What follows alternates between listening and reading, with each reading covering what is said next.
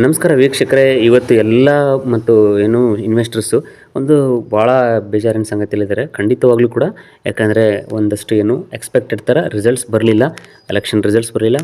ಹಾಗಾಗಿ ಅಂದರೆ ಲೈಕ್ ಒಂದೇ ಒಂದು ಯಾವುದೇ ಒಂದು ಪಾರ್ಟಿಗೆ ಸ್ಟೇಬಲ್ ಆದಂಥ ಒಂದು ಮೆಜಾರಿಟಿ ಸಿಕ್ಕಿಲ್ಲ. ಎಸ್ಪೆಷಲಿ ಇರೋಂಥ ಗೌರ್ಮೆಂಟು ಕಂಟಿನ್ಯೂ ಆಗಿಲ್ಲ ಅಂತಕ್ಕಂಥದ್ದೇ. ಅಂದರೆ ಕಂಟಿನ್ಯೂ ಆಗ್ಬೋದು ಕೂಡ, ಆಗುತ್ತೆ ಅನಿಸುತ್ತೆ ಇವತ್ತಿನ ವಾತಾವರಣ ನೋಡಿದ್ರೆ. ಬಟ್ ಏನಂದರೆ ಅಲ್ಲಿ ಏನು ಒಂದು ಎಕ್ಸಿಟ್ ಪೋಲ್ಸು ಅಥವಾ ಒಂದೇನು ಎಕ್ಸ್ಪೆಕ್ಟೇಷನ್ ಇತ್ತಲ್ಲ, ಅಟ್ಲೀಸ್ಟ್ 275 ಏನೋ ಇರ್ತಕ್ಕಂಥ ಗೌರ್ಮೆಂಟ್ ಕ್ರಾಸ್ ಮಾಡುತ್ತೆ ಅನ್ನೋದಿತ್ತು, ಅದಾಗಿಲ್ಲ. ಹಾಗಾಗಿ ಒಂದಷ್ಟು ಮಾರ್ಕೆಟಲ್ಲಿ ಕರೆಕ್ಷನ್ ಆಗಿದೆ. ಕೆಲವೊಂದು ಸ್ಟಾಕ್ಗಳಲ್ಲಿ ತುಂಬಾ ಏನು ಡೀಪ್ ಕರೆಕ್ಷನ್ ಅಂತೀವಲ್ಲ ಆ ಥರ ಬಿದ್ದಿದೆ. ಬಟ್ ಯಾವುದೇ ನಾವು ಸ್ಟಾಕ್ ಸೆಲೆಕ್ಷನ್ನು ಅಥವಾ ಲಾಂಗ್ ಟರ್ಮ್ ಇನ್ವೆಸ್ಟರ್ಸ್ ಇದ್ದಾರೋ ಇವೆಲ್ಲ ಈ ಥರದ್ದು ಪೊಸಿಷನ್ಸ್ ಬರ್ತಾ ಇರುತ್ತೆ, ಹೋಗ್ತಾ ಇರುತ್ತೆ. ಯಾಕಂದರೆ ಸುಮಾರು ಸರಿ ನೋಡಿದರೆ ನೀವೆಲ್ಲ ಗೌರ್ಮೆಂಟ್ ಚೇಂಜ್ ಆಗಿದ್ದಾವೆ, ಪ್ರೈಮ್ ಮಿನಿಸ್ಟರ್ಸ್ ಚೇಂಜ್ ಆಗಿದ್ದಾವೆ. ಅದಷ್ಟೇ ಅಲ್ಲದೆ ಏನು ದೊಡ್ಡ ದೊಡ್ಡ ಕರೋನಾ ಅಂತ ಎಫೆಕ್ಟು, ಆಮೇಲೆ ಏನು ನೀವು ನೋಡಿದ್ರೆ ಬ್ಯಾಂಕಿಂಗ್ದಲ್ಲಿ ಒಂದಿದಾಗಿತ್ತು ಲೈಮನ್ ಬಿಗ್ ಕ್ರ್ಯಾಶು, ಆ ಥರದ್ದೆಲ್ಲವೂ ಮಾರ್ಕೆಟಲ್ಲಿ ಬಂದು ಹೋಗಿದೆ. ಹಾಗಾಗಿ ಏನು ಲಾಂಗ್ ಟರ್ಮ್ ಇನ್ವೆಸ್ಟರ್ಸ್ ಇದ್ರಿ, ನೀವು ಯಾವ ಚಿಂತೆನೂ ಪಡಬೇಕಾಗಿಲ್ಲ. Take this as opportunity. ಖಂಡಿತವಾಗ್ಲೂ ಇದನ್ನು ನೀವು ಆಪರ್ಚುನಿಟಿ ಅನ್ಕೋಬೋದು. ಯಾಕಂದರೆ ಕೆಲವೊಂದು ಸೆಕ್ಟ್ರ್ ಗೌರ್ಮೆಂಟ್ ಬಂದಾಗ ಕೆಲವೊಂದು ಕೆಲವೊಂದು ಏನು ಪಾಲಿಸೀಸು ಪ್ರಿಫರೆನ್ಸಸ್ ಚೇಂಜ್ ಆಗ್ತಾ ಹೋಗ್ತಾ ಇರುತ್ತೆ.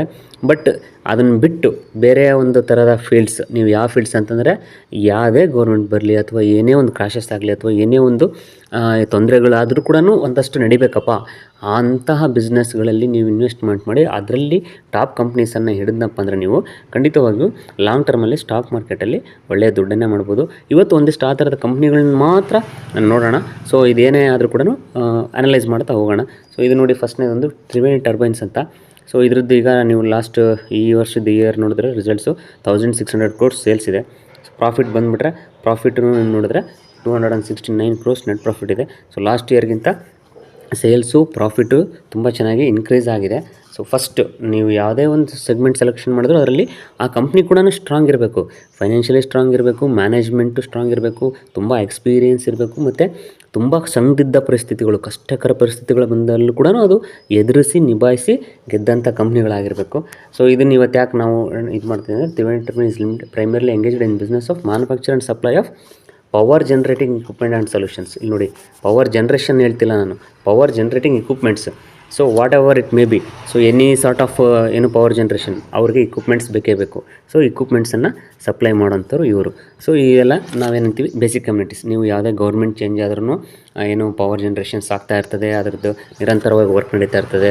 ಸೊ ಮತ್ತು ಏನಾದ್ರು ಒಂದು ಡೀಪ್, ಈಗ ಎಕ್ಸಾಂಪಲ್ ಕರೋನಾ ಬಂದಿತ್ತು ಅಂಥ ಟೈಮಲ್ಲಿ ಕೂಡ ಇಂಥವು ಬೇಕಾಗಿರ್ತಕ್ಕಂಥವು, ಒಂದೊಂದು ಸಣ್ಣ ಪುಟ್ಟ ಇದು ಏನಕ್ಕೆ ಕರೆಕ್ಷನ್ ಆಗದಿರ್ತಕ್ಕಂಥವು.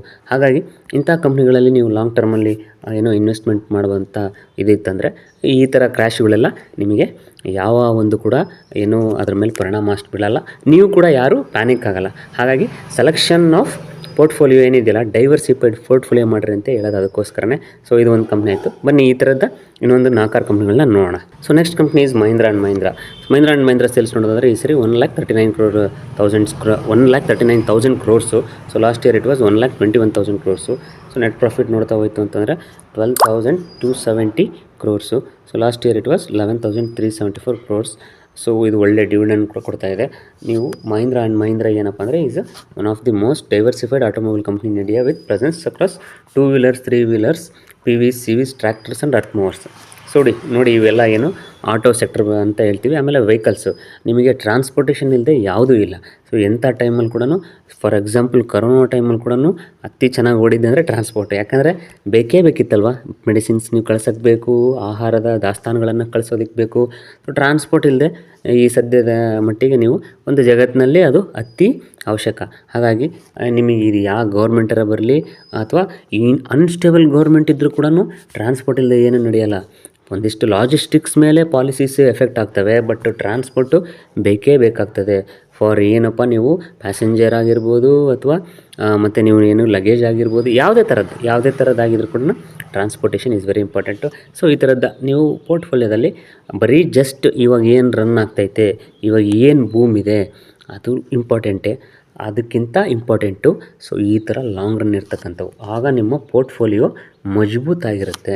ಈ ಥರದ ಕರೆಕ್ಷನ್ಸ್ಗಳಲ್ಲಿ ನಿಮ್ಮ ಪೋರ್ಟ್ಫೋಲಿಯೋ ಏನೋ 10% 15% ಅಂದರೆ ಫಾರ್ ಎಕ್ಸಾಂಪಲ್ ನಿನ್ನೆ 50 ಲಕ್ಷ 60 ಲಕ್ಷ ಇರತಕ್ಕಂಥ ಪೋರ್ಟ್ಫೋಲಿಯೋಗಳಲ್ಲಿ 4 ಲಕ್ಷ ಲಾಸ್ ಆಗಿದೆ ಒಂದೇ ದಿವಸ. ಸೊ ಹಾಗಾಗಿ ಬರೀ ಜಸ್ಟ್ ನಾವು ಬೂಮಿಂಗು ಓಡ್ತಾ ಇರೋವಷ್ಟೇ ನಾವು ಲೆಕ್ಕ ಹಿಡಿಬಾರ್ದು. ಈ ಥರದೊಂದು ಪೋರ್ಟ್ಫೋಲಿಯೋ ಇಟ್ಟರೆ ಲಾಂಗ್ ರನ್ನಲ್ಲಿ ಸ್ಟಾಕ್ ಮಾರ್ಕೆಟಲ್ಲಿ ತುಂಬ ಒಳ್ಳೆಯ ಸಂಪಾದನೆಯನ್ನು ಮಾಡ್ಬೋದು. ಬನ್ನಿ ನೆಕ್ಸ್ಟ್ ಈ ಥರದ್ದು ಮತ್ತೊಂದು ಕಂಪ್ನಿ ನೋಡೋಣ. Next company is GK wires. ಇದು ನೋಡಿ ಈ ವರ್ಷ 412 crores, ಲಾಸ್ಟ್ ಇಯರ್ 399 ಇತ್ತು. ಸೊ ನೀವು 2013 ನೋಡಿದ್ರೆ 26 ಕೋಟಿಯಿಂದ 400 ಕೋಟಿ. ಸೊ ಸೇಲ್ಸಲ್ಲಿ ಒಂದು ಒಳ್ಳೆಯ ಸಣ್ಣ ಡೆವಲಪಿಂಗ್ ಸ್ಟೇಜಲ್ಲೇ ಇದೆ ಕಂಪ್ನಿನ, ಸಣ್ಣ ಮಟ್ಟದಲ್ಲಿ ಡೆವಲಪ್ ಆಗ್ತಾ ಬರ್ತಾ ಇದೆ. ಈ ನೆಟ್ ಪ್ರಾಫಿಟನ್ನು ನೋಡ್ತಾ ಹೋಯ್ತು ಅಂದರೆ ಮೊದಲಿಗೆ ಪ್ರಾಫಿಟ್ ಇಲ್ಲದೆ ಇರ್ತಕ್ಕಂಥದ್ದು ಈಗ 40 crores ನೆಟ್ ಪ್ರಾಫಿಟ್ ಬಂದಿದೆ. ಸೊ ಇವರು ಕಂಟಿನ್ಯೂ 2-3 ವರ್ಷ ಡಿವಿಡೆಂಡ್ ಕೂಡ ಪೇಔಟ್ ಮಾಡಿದ್ದಾರೆ. ಸೊ ಈ ಕಂಪ್ನಿ ಏನಪ್ಪ ಅಂತಂದರೆ GK wires is engaged in manufacturing of niche quality galvanised steel wires and nails which find applications in power transfer, cable and conductor, general engineering, construction, etcetera. So ಈ ಥರದ ಇವರು ಏನು binding wires ನೋಡಿ, ನೀವು ಈ ಕಂಪ್ನಿಯ ಒಂದು ಏನು ಅವರು ಮಾಡ್ತಕ್ಕಂಥ ಬಿಸ್ನೆಸ್, ಐ ಮೀನ್ ಅವ್ರು ಮ್ಯಾನುಫ್ಯಾಕ್ಚರ್ ಏನೇನು ಮಾಡ್ತಿರ್ತಕ್ಕಂಥದ್ದನ್ನು ನೀವು ಸ್ವಲ್ಪ ಡೀಟೇಲಾಗಿ ಸ್ಟಡಿ ಮಾಡಿ. ಇವೆಲ್ಲ ಹೇಳಿದ್ನಲ್ಲ, ಇವೆಲ್ಲ ನೀವು ಯಾವ ಥರದ್ದು ಏನೇ ಆದರೂ ಕೂಡ ಒಂದು ಬೇಸಿಕ್ ಕಮ್ಯುನಿಟೀಸ್, ನೀವು ಯಾವ ಗೌರ್ಮೆಂಟ್ಸ್ ಆಗಲಿ ಏನೇ ಆಗಲಿ ಪಾಲಿಸೀಸ್ ಆಗಲಿ ಇವೆಲ್ಲ ಬೇಕಾಗಿರ್ತಕ್ಕಂಥವು ಇವು ಗ್ಯಾಲನೈಸ್ಡ್ ಸ್ಟೀಲ್ ವೈರ್ಸು ಇವೆಲ್ಲ. ಸೊ ಹಾಗಾಗಿ ಈ ಥರದ ಒಂದಷ್ಟು ಕಂಪ್ನಿಗಳು. ಬಟ್ ಎಸ್ಪೆಷಲಿ ಈ ಕಂಪ್ನಿ ಇನ್ನೂ ಗ್ರೋ ಸ್ಟೇಜಲ್ಲಿದೆ. ಯಾಕಂದರೆ because it's a small cap company. Grow ಸ್ಟೇಜಲ್ಲಿರೋದ್ರಿಂದ ತುಂಬ ಜಾಸ್ತಿ ಅಲೋಕೇಶನ್ಸನ್ನು ಕೊಡಬಾರ್ದು ನಮ್ಮ ಪೋರ್ಟ್ಫೋಲಿಯೋದಲ್ಲಿ. ಬಟ್ ಖಂಡಿತವಾಗಿಯೂ ಡೈವರ್ಸಿಫಿಕೇಷನ್ ಇರಬೇಕು. ನಾನು ಯಾಕೆ ಈ ಕಂಪ್ನಿ ಹೇಳಿದೆ ಅಂದರೆ ಅದರದ್ದು ನೀವು ಫೈನಾನ್ಷಿಯಲ್ಸ್ ನೋಡಿದ್ರೆ ಒಂದು ಒಳ್ಳೆ ಸ್ಟೆಬಿಲೈಸೇಷನ್ ಆಗ್ತಾ ಬರ್ತಾಯಿದೆ ಕಂಪ್ನಿ. ಸೊ ಇನ್ನೂ ಒಂದು 2-3 ವರ್ಷ ಇದೇ ಥರ ಇದು ಒಂದು ಒಳ್ಳೆ ಏನು ಸ್ಟೆಬಿಲೈಸ್ ಆಯಿತು ಅಂತಂದರೆ ಇದರ ಫೈನಾನ್ಷಿಯಲ್ಸ್ ತುಂಬ ಸ್ಟ್ರಾಂಗ್ ಆದರೆ ಅಬೋವ್ 1000 crores 2000 crores ಇದು ಏನಾದರೂ ಬಿಸ್ನೆಸ್ ಮಾಡೋ ಒಂದು ಕೆಪಾಸಿಟಿ ಬಂತಂದ್ರೆ ಆಗ ಅಷ್ಟೊತ್ತಿಗೆ ಇದು ಆಲ್ರೆಡಿ ಒಂದು ಮಿಡ್ ಕ್ಯಾಪ್ ಕಂಪ್ನಿ ಆಗಿರುತ್ತೆ. ಅಲ್ಲಿಂದ ಮುಂದೆ ಕೂಡ ತುಂಬ ಒಳ್ಳೆಯ ರಿಸಲ್ಟನ್ನು ಕೊಡುತ್ತೆ. ಅದಕ್ಕೆ ಈ ಥರದ ಕಂಪ್ನಿಗಳಲ್ಲಿ ನಾವೇನು ಮಾಡಬೇಕಪ್ಪ ಅಂದರೆ ಸಣ್ಣ ಪುಟ್ಟ ಅಲೋಕೇಶನ್ಸನ್ನು ಮಾಡ್ತಾ ಅಬ್ಸರ್ವೇಷನಲ್ಲಿ ಇಡಬೇಕು. ಯಾವಾಗ ಅದು ಬೆಳೀತಾ ಹೋಗುತ್ತೋ ಬೇಕಿದ್ರೆ ನಮ್ಮ ಶೇರ್ಸನ್ನು ಜಾಸ್ತಿ ಮಾಡ್ತಾ ಹೋಗ್ಬೋದು. ಹಾಗಾಗಿ ಈ ಥರ ಒಂದು ಡೈವರ್ಸಿಫೈಡ್ ಪೋರ್ಟ್ಫೋಲಿಯೋವನ್ನು ಮಾಡ್ಕೊಂಡೋಗಿ ಖಂಡಿತವಾಗಿಯೂ ಸ್ಟಾಕ್ ಮಾರ್ಕೆಟಲ್ಲಿ ನೀವು ಯಶಸ್ಸನ್ನು ಕಾಣ್ತೀರಾ. ಸೊ ಬನ್ನಿ ಇದೇ ಥರ ಮತ್ತು ಇನ್ನೊಂದು ಕಂಪ್ನಿ ನೆಕ್ಸ್ಟ್ ಈಸ್ ಇನೋವಾ ಕ್ಯಾಪ್ಟ್ಯಾಬ್. ಇದರದ್ದು ರಿಸಲ್ಟ್ಸ್ ನೋಡಿ 1081 crores ಈ ಸರಿ ಇದೆ. ಲಾಸ್ಟ್ ಇಯರ್ 926, 800, 300 2019ನಲ್ಲಿ 356 crores ಇರ್ತಕ್ಕಂಥದ್ದು ಇವತ್ತು 1000 crores ಬಂದಿದೆ. ಅಂದರೆ ನೀವು 3x ಗ್ರೋತನ್ನು ಒಂದು 5 to 6 years ಸ್ಪ್ಯಾನಲ್ಲಿ ನೋಡ್ಬೋದು. ಬಟ್ ಅಬೋವ್ 1000-2000 crores ಅವರು ಯಾವುದೇ ಒಂದು ಕಂಪ್ನಿ ಸೇಲ್ಸ್ ಮಾಡ್ತಾ ಇದೆ ಅಂತಂದರೆ ಅದು ಸುಮ್ಮನೆ ಮಾತಲ್ಲ. ಅಂದರೆ ಇಟ್ಸ್ ಏನು ಸ್ವಲ್ಪ ಒಳ್ಳೆ ಸ್ಟೆಬಿಲೈಸ್ಡ್ ಆಗ್ತಾ ಇರ್ತಕ್ಕಂಥ ಕಂಪ್ನಿ ಅನ್ಕೋಬೋದು. ನೆಟ್ ಪ್ರಾಫಿಟನ್ನು ನೋಡ್ತಾ ಹೋಯ್ತು ಅಂದರೆ 20 ಕೋಟಿ ಇದ್ದಂಥದ್ದು ಇವತ್ತಿಗೆ 94, ಅಂದರೆ ಹತ್ರ 100 ಕೋಟಿ ಪ್ರಾಫಿಟನ್ನು ತೆಗಿತಾ ಇದೆ. ಅಂದರೆ ಅದು ನಾವು ಆ ಕಂಪ್ನಿಯ ಬಗ್ಗೆ ನಾವು ತುಂಬ ಚೆನ್ನಾಗಿ ಸ್ಟಡಿ ಮಾಡಬೇಕಾಗತ್ತೆ. ಯಾಕಂದರೆ ಇಟ್ಸ್ ಏನು ಸ್ವಲ್ಪ ವೆಲ್ ಸೆಟ್ಲ್ ಆಗ್ತಿರ್ತಕ್ಕಂಥ ಕಂಪ್ನಿ ಅನಿಸುತ್ತೆ. ಮೋರ್ ಓವರ್ ಅದಕ್ಕಿಂತ ನಾನು ಇವತ್ತೇ ಯಾಕೆ ಹೇಳ್ತೀನಿ ಅಂತಂದರೆ ಇನ್ಕಾರ್ಪೊರೇಟೆಡ್ ಇನ್ 2005. ಸೊ ಹಳೆಯ ಕಂಪ್ನಿ, ನಿಯರ್ಲಿ ಏನೋ 18 to 19 years ಕಂಪ್ನಿ ಇದು. Captab is pharmaceutical company, is an integrated pharmaceutical in India with a presence across the pharmaceutical value chain. So ನಾನು ಹೇಳ್ತಿರ್ತಕ್ಕಂಥದ್ದು ಇದು ಫಾರ್ಮಾಸ್ಯೂಟಿಕಲ್ ಕಂಪ್ನಿ. ಫಾರ್ಮಾಸ್ಯೂಟಿಕ್ಸ್ ಅಂತಂದರೆ ನಿಮಗೆ ಏನು ಎನಿ ಟೈಮ್ ಡ್ರಗ್ಸು ಅಥವಾ ನಾವೇನು ಔಷಧಿಗಳಂತ ಹೇಳ್ತೀವಿ ಇದು ಬೇಕೇ ಬೇಕಾಗ್ತದೆ. ಅದರಲ್ಲೂ ಕೂಡ ಈ ಇನೋವಾ ಕ್ಯಾಪ್ಟ್ಯಾಬ್ ಏನೇನು ಮ್ಯಾನುಫ್ಯಾಕ್ಚರ್ ಮಾಡ್ತಾರೆ. ಸೊ ಇವ್ರು ಬೇಕಾಗಿರ್ತಕ್ಕಂಥ ಬೇಸಿಕ್ ಮೆಟೀರಿಯಲ್ಸನ್ನು ಇವರು ಮ್ಯಾನುಫ್ಯಾಕ್ಚರ್ ಮಾಡೋದ್ರಿಂದ ಸೊ ಇವರಿಗೆ ದೊಡ್ಡ ದೊಡ್ಡ ಕಂಪ್ನಿಗಳ ಕ್ಲೈಂಟ್ಸ್ ಇದ್ದಾರೆ. ನಾನು ಯಾವುದೋ ಒಂದು ಬರೀ ಕಂಪ್ನಿಯ ಒಂದು ಔಷಧಿ ಹೇಳ್ತಾ ಇಲ್ಲ. ಸೊ ಇವರು ರಾ ಮೆಟೀರಿಯಲ್ಸ್ ಅಪ್ಲೈ ಮಾಡ್ತಕ್ಕಂಥ, ನೀವು ಯಾವುದೇ ಆಗಲಿ ಕೆಮಿಕಲ್ ಇಂಡಸ್ಟ್ರಿ ಅಥವಾ ಈ ಫಾರ್ಮಾಸ್ಯೂಟಿಕಲ್ ಇಂಡಸ್ಟ್ರಿ, ಪೇಂಟ್ ಇಂಡಸ್ಟ್ರಿಗೆ ರಾ ಮೆಟೀರಿಯಲ್ಸನ್ನು ಏನು ಸಪ್ಲೈ ಮಾಡ್ತಿರ್ತಾರಲ್ಲ ದೊಡ್ಡ ದೊಡ್ಡ ಕ್ಲೈಂಟ್ಸ್ ಇದ್ದರೆ ಖಂಡಿತವಾಗಿಯೂ ಅಂಥ ಕಂಪ್ನಿಗಳು ಏನು ಗ್ರೋತ್ ಆಗ್ತಾ ಇದ್ದಾವೆ ಅಂದರೆ ಮುಂದೆ ಕೂಡ ಒಂದು ಒಳ್ಳೆ ಸ್ಟೆಬಿಲೈಸ್ಡ್ ಕಂಪ್ನಿ ಆಗ್ತವೆ ಅಂತ ನಾವು ಗೆಸ್ ಮಾಡ್ಬೋದು. ಹಾಗಾಗಿ ಈ ಕಂಪ್ನಿಯನ್ನು ನೀವು ಖಂಡಿತವಾಗಿ ಸ್ವಲ್ಪ ಡೀಪಾಗಿ ರಿಸರ್ಚ್ ಮಾಡಿ, ಒಂದು ಒಳ್ಳೆಯ ಕಂಪ್ನಿ ಥರ ಕಾಣಿಸ್ತಾ ಇದೆ. ಸೊ ಮತ್ತು ಇದೇ ಥರ ನಾನು ಹೇಳ್ತಾ ಇದ್ದೀನಲ್ಲ, ಒಂದು ಡೈವರ್ಸಿಫೈಡ್ ಪೋರ್ಟ್ಫೋಲಿಯೋವನ್ನು ಮಾಡ್ಕೊಳ್ಳಿ, ಖಂಡಿತವಾಗಿಯೂ ಸ್ಟಾಕ್ ಮಾರ್ಕೆಟಲ್ಲಿ ಒಂದು ಒಳ್ಳೆ ಸಕ್ಸಸ್ ಆಗುತ್ತೆ. ಬನ್ನಿ ಇದೇ ಥರ ಇನ್ನೊಂದು ಕಂಪ್ನಿ ನೋಡೋಣ. ಈ ಥರದ ಸಾಕಷ್ಟು ಕಂಪ್ನಿಗಳನ್ನು ಲೀಸ್ಟ್ ಮಾಡ್ಬೋದು. ಬಟ್ ನೀವು ಎಲ್ಲ ಕಂಪ್ನಿಗಳಲ್ಲೂ ಇನ್ವೆಸ್ಟ್ಮೆಂಟ್ ಮಾಡೋಕ್ಕಾಗಲ್ಲ. ಹಾಗಾಗಿ ನಿಮ್ಮದೇ ಆದಂಥ ಒಂದು ಪೋರ್ಟ್ಫೋಲಿಯೋವನ್ನು ಮಾಡ್ಕೊಳ್ಳಿ, ಡೈವರ್ಸಿಫೈಡ್ ಪೋರ್ಟ್ಫೋಲಿಯೋ. ಸೊ ನಿಮಗೆ ಯಾರಾದರೂ ಒಬ್ಬರು ಒಳ್ಳೆಯ ಕನ್ಸಲ್ಟೆಂಟ್ ಇದ್ದರೆ, ಅಂದರೆ ಎಕ್ಸ್ಪೀರಿಯನ್ಸ್ಡ್ ಇದ್ದರೆ ಅವರನ್ನು ಕನ್ಸಲ್ಟ್ಮೆಂಟ್ ಮಾಡ್ಕೊಳ್ಳಿ. ನಿಮ್ಮ ಏನೋ ಅಡ್ವೈಸರ್ಸ್ ಇದು ಮಾಡ್ಕೊಳ್ಳಿ. ನೀವು ಕೂಡ ರಿಸರ್ಚ್ ಮಾಡಿ, ಇಲ್ಲ ಯಾವುದೋ ಒಂದು ದೊಡ್ಡ ರಿಸರ್ಚ್ ಅನಲಿಸ್ಟನ್ನು ಕನ್ಸಲ್ಟ್ ಮಾಡಿ ಅವರ ಜೊತೆ ಒಂದು ಲಿಂಕಲ್ಲಿದ್ದು ನೀವು ಮಾಡ್ತಾ ಹೋಗಿ. ಸೊ ಈ ಥರ ಏನು ಈಗ ಆಲ್ರೆಡಿ ನಮ್ಮ ಜೊತೆ ಏನಿದ್ದಾರಲ್ಲ ಒಂದು ಕಲಿಬೇಕು ನೋಡಿರಿ. ಇದು ಸರಸ್ವತಿ ಬಹಳ ಆರಾಧನೆ ಸ್ಟಾಕ್ ಮಾರ್ಕೆಟಲ್ಲಿ ಇಂಪಾರ್ಟೆಂಟ್. ಹಾಗಾಗಿ ತುಂಬ ಚೆನ್ನಾಗಿ ನೀವು ಸ್ಟಾಕ್ ಮಾರ್ಕೆಟನ್ನು ಕಲಿತ್ರೆ ಖಂಡಿತವಾಗಿಯೂ ಸಕ್ಸಸ್ಸನ್ನು ಈಸಿಯಾಗಿ ಪಡಿತಾ ಹೋಗ್ಬೋದು. ಸೊ ಇದು ಇವತ್ತಿನ ವಿಡಿಯೋದ ಈ ಥರ ಇನ್ನು ನೆಕ್ಸ್ಟ್ ಮತ್ತು ಒಂದು ವಿಡಿಯೋದಲ್ಲಿ ಮತ್ತೊಂದಷ್ಟು ಕಂಪ್ನಿಗಳನ್ನು ಕೊಡ್ತೀನಿ. ಬಟ್ ವಿಡಿಯೋ ತುಂಬ ಲೆಂತ್ ಆಗೋದ್ರಿಂದ ಇವತ್ತು ಈ ವಿಡಿಯೋದ ಲಾಸ್ಟ್ ಕಂಪ್ನಿ ಇದು. ಏನಪ್ಪ ಅಂತಂದರೆ 780 ಕೋಟಿ ಈ ವರ್ಷ ಸೇಲ್ಸ್ ಆಗಿದೆ. So last year it was 590, 570. ಇದನ್ನು ನೋಡ್ತಾ ಹೋಯ್ತು ಅಂದರೆ 2014 300 ಕ್ರೋರ್ಸ್ ಇದ್ದಂಥದ್ದು 800 ಕ್ರೋರ್ಸ್ ತನಕ ಬಂದಿದೆ. ಸೊ 800 ಕೋಟಿ ಇದು ವಾರ್ಷಿಕ ವಹಿವಾಟನ್ನು ನಡೆಸ್ತಾ ಇದೆ. ಇದರ ನೆಟ್ ಪ್ರಾಫಿಟನ್ನು ನೀವು ನೋಡ್ತಾ ಹೋಯ್ತು ಅಂತಂದರೆ 20 ಕೋಟಿ ಇದ್ದಂಥದ್ದು 100 ಕೋಟಿ, 110 ಕೋಟಿ, ಆ್ಯಾವ್ರೇಜ್ 100 ಕೋಟಿ ಅಂದ್ಕೊಳ್ಳಿ. ಸೊ 20-30 ಇದ್ದಂಥದ್ದು 100 ಕೋಟಿಗೆ ಈ ವರ್ಷ ಸಡನ್ನಾಗಿ ಸ್ಪೈಕ್ ಆಗಿದೆ.